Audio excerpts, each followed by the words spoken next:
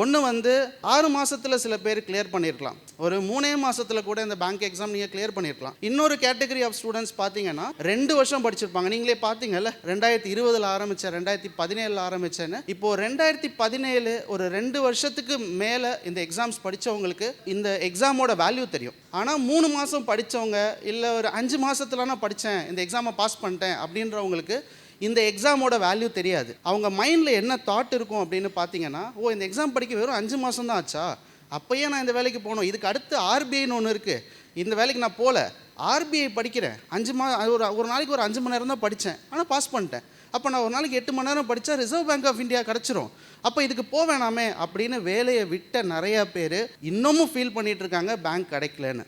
எந்த ஒரு காரணத்துக்காகவும் உங்கள் ஃப்ரெண்ட்ஸோ உங்களை சுற்றி இருக்கிற சர்க்கிளில் யாராச்சும் சொன்னாங்கன்னா அதை செய்யாதீங்க, ஃபஸ்ட்டு வேலைக்கு போயிடுங்க.